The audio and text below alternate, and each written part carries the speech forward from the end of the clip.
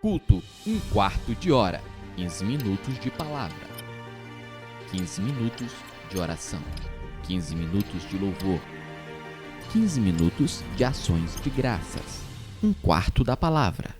Glória a Deus, graça e paz em nome de Jesus, e você está junto comigo em mais 1/4 de hora de oração. É isso aí, 15 minutos de palavra, 15 minutos de devocional. Todas as manhãs nós temos colocado uma devocional para você meditar, estudar, ruminar, para você colocar a tua vida de oração em prática, para você buscar ao Senhor, porque os homens que fizeram a diferença foram homens que oraram, foram homens que adentraram ao Santo dos Santos e criaram essa disciplina de oração. Nada menos do que 25 vezes no Novo Testamento, nós temos menções de que o nosso Senhor Jesus orou.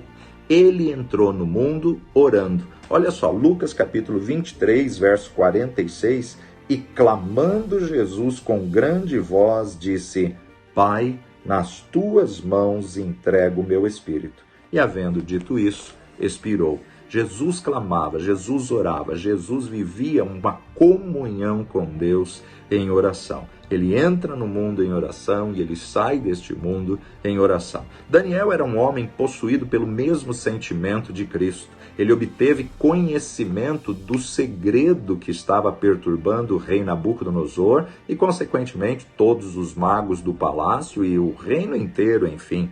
Mas ele aprendeu a confiar em Deus desde muito jovem. Este foi o fator principal das conquistas de Daniel, e que grandes conquistas, tanto na vida secular como na vida espiritual. Deus ainda é o mesmo. Deus de Daniel é o nosso Deus.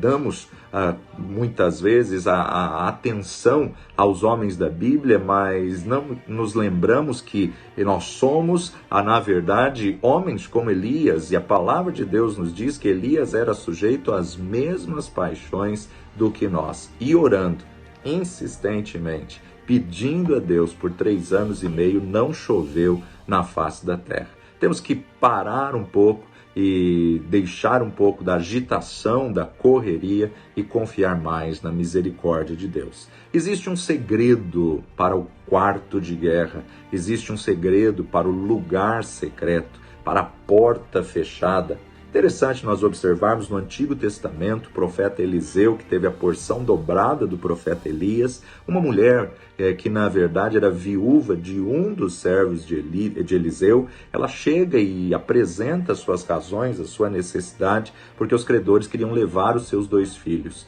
E ali, segundo Reis capítulo 4, Eliseu aumenta o azeite da viúva. E uma mulher das mulheres dos filhos dos profetas clamou a Eliseu dizendo: Meu marido, teu servo, morreu, e tu sabes que o teu servo temia ao Senhor. E veio o credor a levar-me os meus 2 filhos para serem servos. E Eliseu lhe disse: Que te hei eu de fazer? Declara-me o que é que tens em casa. E ela disse: Tua serva não tem nada em casa senão uma botija de azeite. Então disse ele: Vai, pede para ti vasos emprestados a todos os seus vizinhos, vasos vazios e não poucos. Entra, então, e fecha a tua porta.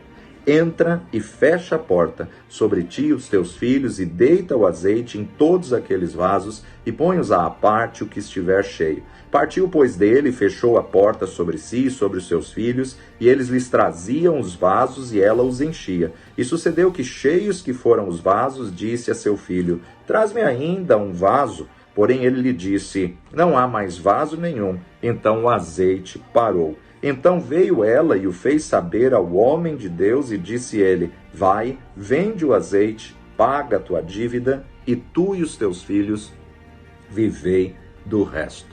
Muito interessante essa estratégia de milagre, essa direção que o profeta dá a essa mulher. E não foi diferente quando Jesus estava dando uma aula sobre comunhão, relacionamento, oração com Deus. Mateus capítulo 6, versículo 6, próprio Senhor Jesus Cristo, ele falou essas mesmas palavras abençoadas. Mateus 6,6, mas tu, quando orares, entra no teu aposento e, fechando a tua porta, Ora teu pai que vê o que está em oculto, e teu pai que vê o que está em oculto te recompensará.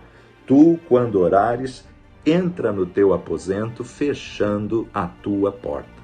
Toda a escritura é inspirada por Deus, mas aquela que der ouvidos e colocar em prática as próprias palavras de Jesus, esse vai ter um deleite muito especial. Sempre que Jesus falava de oração, ele dava uma ênfase muito grande em lugar secreto. Antes de ensinar o povo como orar, ele primeiro ensina onde orar. Muitas vezes nós temos a sensação de que estamos desconectados de Deus ou até nos esforçamos para sentir sua presença, mas parece que Deus está distante, parece que Deus não está vendo. Você já sentiu essa sensação? Jesus nos deu uma chave. Jesus revelou o segredo para obter intimidade imediata com o Pai. Seu Pai que está em secreto, seu Pai que está em secreto. Então entra no secreto para encontrar com o Senhor. Jesus está nos ensinando que podemos encontrar o Pai se nós marcarmos um lugar secreto, se nós determinarmos um lugar secreto. Ele vai à nossa frente e nos espera para que encontremos esse lugar secreto. Esse segredo é tão importante que mesmo nesse próprio capítulo 6 de Mateus, Jesus repete isso, enfatizando 2 vezes. Tanto no versículo 6:6, mas tu, quando orares, entra no teu aposento, fechando a tua porta, e ora teu pai que vê o que está em oculto, e teu pai que vê que está em oculto te recompensará. E ele volta a dizer no verso 18, para não parecerdes que aos homens jejua, mas sim a teu pai que está em oculto, e teu pai que vê o que está em oculto te recompensará. Se você fica imaginando o que é preciso fazer para ir ao lugar secreto, Jesus nos dá a chave para chegar lá. Tudo o que você tem que fazer é fechar a porta do teu quarto, se desligar do mundo, sair do celular, sair da internet e ter um tempo a sós com Deus. Quando você entra em seu quarto e fecha sua porta para orar, você tem acesso à presença do Pai. O lugar secreto é como se fosse um portal para o trono, um portal para a presença de Deus. Ao aceitar a proposta de ir para o lugar secreto com Deus, você está edificando a sua vida sobre a rocha. Você está construindo a sua vida com base na intimidade abençoada de um relacionamento com Deus, firmando os alicerces no lugar certo. Esses são os princípios que Jesus ensinou dos capítulos 5 a 7 de Mateus, onde Jesus diz claramente que a pedra fundamental da vida de um discípulo é a prática da vida de oração. Mateus capítulo 7, versículo 24 a 27, nos diz sobre os 2 alicerces. Todo aquele, pois, que escuta essas minhas palavras e as pratica, assemelhá-lo-ei ao homem prudente que edificou a sua casa sobre a rocha. E desceu a chuva, e correram os rios, e assopraram ventos, e combateram aquela casa, e não caiu, porque estava edificada sobre a rocha. E aquele que ouve essas minhas palavras e as não cumpre, compará-lo-ei ao homem insensato que edificou a sua casa sobre areia. E desceu a chuva, e correram os rios, e assopraram os ventos, e combateram aquela casa, e caiu, e foi grande a sua queda. A mensagem de Jesus é clara, ele está dizendo, se você ouvir e praticar o que eu ensinei nesse sermão da montanha, você construirá alicerces para a sua vida que subsistirão às mais árduas tempestades. Nos fica aqui então uma pergunta, você tem alicerces bem fundamentados para subsistir às tempestades? Um dos elementos essenciais desse alicerce é manter intacta uma vida de intimidade com Deus. Aqueles que derem crédito e praticarem esta palavra, não apenas gozarão de intimidade com o Pai diariamente, mas também estarão equipados para se manterem firmes em meio às grandes tempestades da vida. Sejam elas decorrentes de fúria do inferno, das distrações do mundo ou das comportas que nos separam de algumas bênçãos de Deus. Aquela viúva, ela estava desesperada. O marido tinha morrido e tinha deixado muitas dívidas, mas ela vai ao homem de Deus, ela apresenta-se diante do profeta Eliseu. A princípio, Eliseu diz, mulher, Que tenho eu contigo? O que eu posso fazer diante desta dívida? Mas declara-me o que é que você tem na tua casa. E ela diz, tua filha não tem nada senão um pouquinho de azeite. Não, se tem azeite já é o suficiente. Se tem um pouquinho de azeite já está bom. Olha, mulher, vai, pede às suas vizinhas vasos emprestados e olha, não peça pouco, mas a maior estratégia do profeta Eliseu foi procura Deus na intimidade. A estratégia que Eliseu deu a ela é entra no teu quarto, fecha a tua porta, tu e teus filhos, procura Deus, entra na intimidade com Deus. Você já pegou os vasos dos teus vizinhos, traz esses vasos para dentro de casa, mas fecha a tua porta e começa a deitar esse pouquinho de azeite sobre cada vaso, porque na intimidade o Senhor ordena o milagre, o Senhor ordena a multiplicação. Na intimidade você vai provar o milagre e a resposta do Senhor, a provisão. Você vai conhecer o Jeová Jiré. Entra no teu quarto, fecha a tua porta. O profeta ensinou ela a depender de Deus, a buscar em Deus, a ter uma direção de Deus. Ele não tinha como pagar essa dívida, mas ele conduziu ela a buscar a Deus. E a consequência é que o milagre veio. Ela e os seus filhos viram o azeite multiplicar.